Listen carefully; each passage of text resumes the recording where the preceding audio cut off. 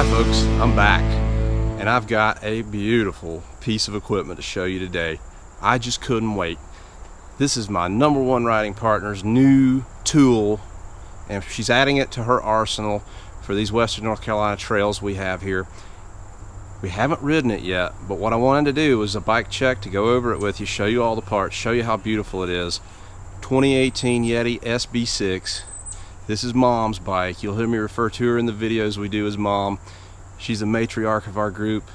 This is her bike. Unfortunately, it's a small frame and I can't ride it or steal it. And so anyway, we're gonna go over this part 1. Part 2, we're gonna go out, put the GoPro gimbal equipped on Mom, see how she reacts, see what her initial impressions are. She's gonna push this thing as hard as she can push it and see if it'll make her better.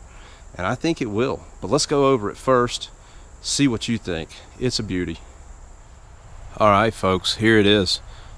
2018 Yeti SB6.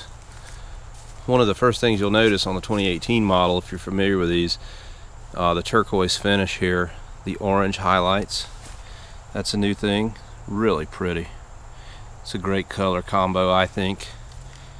One of the things Mom opted for on this one was the orange fork and shock stickers. Don't let those fool you. They say Fox Factory. It's actually the Fox Performance suspension equipment, which is not the upgraded Fox Factory equipment.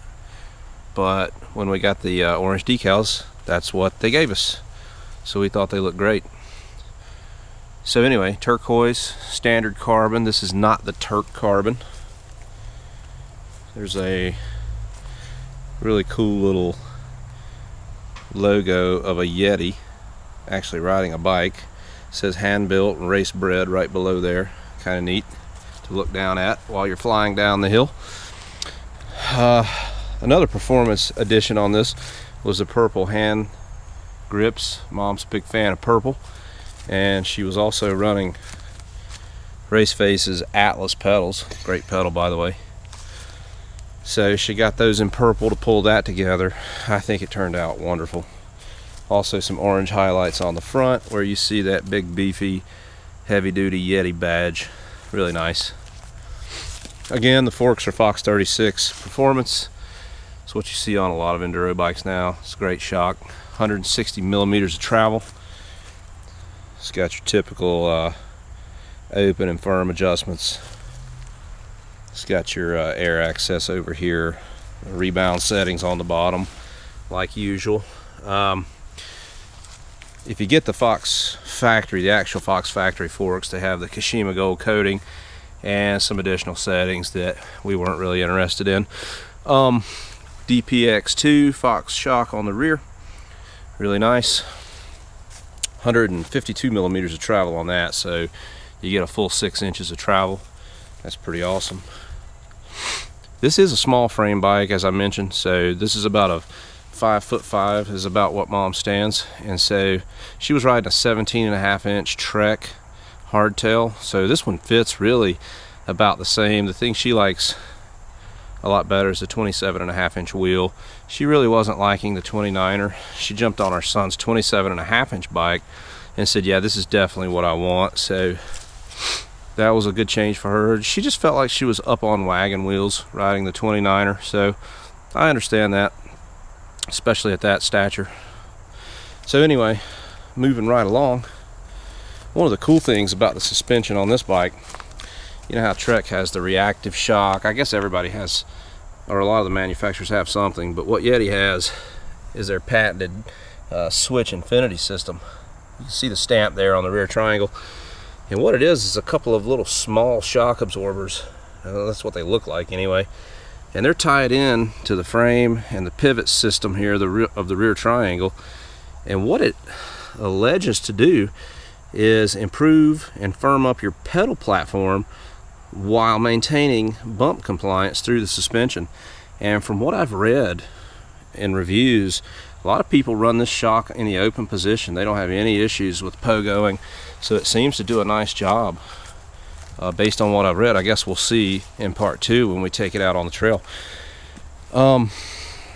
Race face Respond alloy handlebar. I kind of wish it had a carbon handlebar, but it doesn't.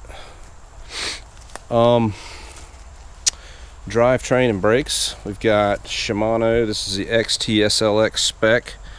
We've got the SLX brake equipment on the top, SLX shifter.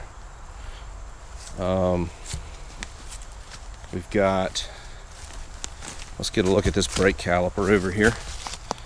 I love the look of those SLX brakes. I used to run those on my Superfly 7, and it's just a great brake. Big beefy heat sink, just looks like a really well built nice piece of equipment. Although I will say I had an SLX shifter leave me stranded once. It broke internally. It was not abuse, it was poor workmanship, manufacturing defect on that little shifter. Not that one, but one just like it. And I tend to hold grudges on stuff like that. I haven't heard a whole lot of bad stuff about SLX, but I switched mine up to XT, and it looks and feels better for sure. So Mom wasn't too interested in swapping on this. She said, let's see how the SLX goes, so we'll see how it goes. She's running a 120 millimeter dropper post on this one. It's a Fox transfer, and that should be plenty of travel for someone of her stature on this frame bike. On the drivetrain down here, we've got the race face 30-tooth front ring, race face alloy cranks, and as you can see, they're milled out on the back to save weight. Pretty nice. Got an 11 through 46 cassette.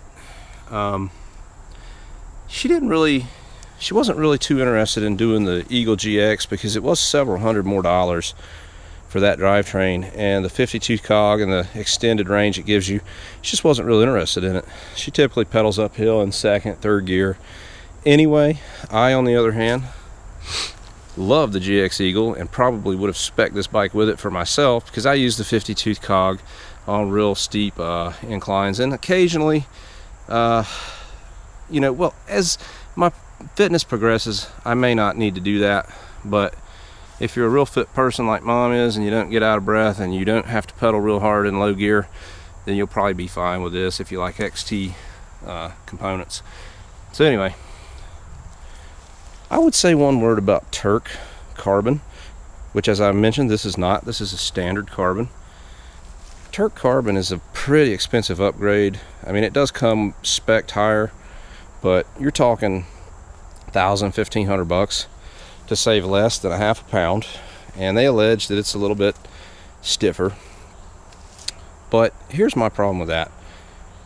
If I buy a Trek like I did, I get OCLV mountain carbon. As far as I know, that's the best carbon they offer, from the $4,000 bikes all the way up to the $10,000 bikes.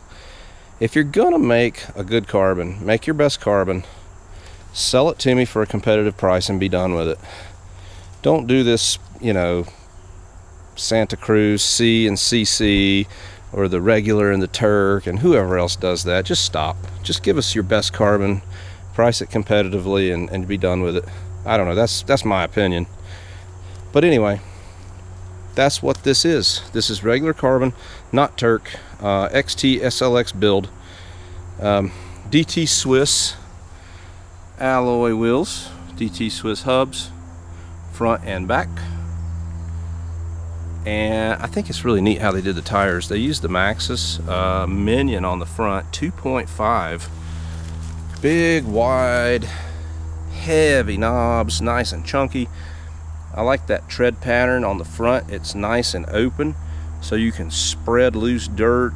You can just basically cut a path with that thing, and it's gonna throw that dirt out of the way. It's not gonna clog up, and it's gonna clear a path for this rear tire, which is a Maxxis Aggressor. It's got the smaller knobs, a little bit tighter tread pattern, so it's gonna bite down real nice after that big Tonka truck front tire clears the path. At least that's how I envision those working. Seems like a neat system. So anyway, Mom's gonna take this thing out. She's gonna strap on a gimbal equipped GoPro, and she is going to bomb down some chunky, fast, flowy, you name it, Western North Carolina trails, and we're going to watch what happens. We're going to see how much better she gets, and I think it's going to be significant. I know with my first full suspension, my Trek Slash, it improved me dramatically, and I continue to improve and learn that bike, and I think this is going to be a tool for her to do exactly the same. We can't wait. We're really looking forward to it. Thanks for watching. If you haven't liked and subscribed already, please do so if you don't mind. And in the meantime, keep your pedals cranking. We'll see you on the next episode.